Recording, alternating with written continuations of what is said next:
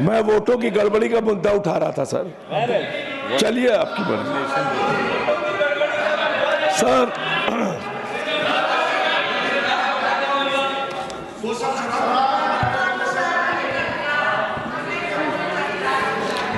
Sir तो इस तरीके से दिल्ली में निष्पक्ष चुनाव कैसे होंगे?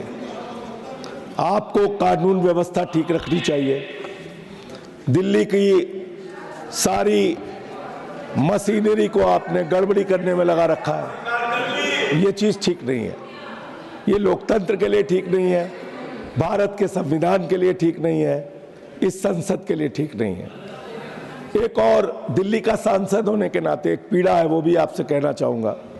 दिल्ली में 90% एरिया में प्रॉपर्टी टैक्स लगता है यूनिट एरिया मेथड के तहत, और जिस एरिया में हम लोग रहते हैं, जहां ये संसद है, एनडीएमसी एरिया में 2009 में वही यूनिट एरिया मेथड का टैक्स, प्रॉपर्टी टैक्स का नियम लगाया गया। 2019 में सुप्रीम कोर्ट ने कहा ये एक्ट 1994 में कोई संशोधन पार्लियामेंट ही कर सकती है। एनडीएमसी ने जिसके चेयरमैन अरविंद केजरीवाल जी थे, उन्होंने पास करके ये आपके पास भेज दिया कि भाई आप एनडीएमसी एरिया में यूनिट एरिया मेथड के तहत टैक्स वसूलिए।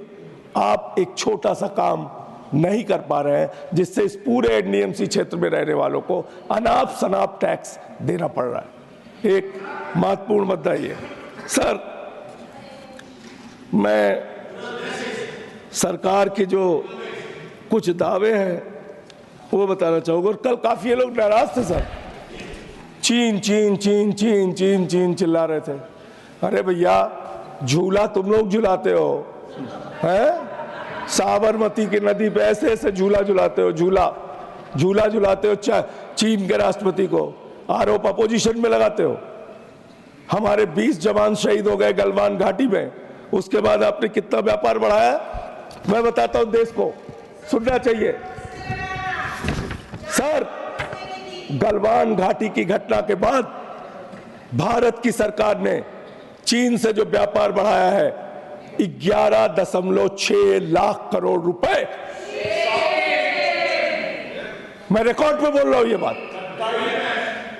आप चीन के सामने झुकते हैं, आप सवाल उठाते हैं अपोजिशन पे, झूला झुलाते हैं उनको, वो घुसपैठ करते हैं हमारे एरिया में, वो हमारे जवानों को शहीद करते हैं, और आप उनके पक्ष में खड़े होते हैं। इसलिए कभी भी हम लोगों की देशभक्ति पे सवाल मत उठाना।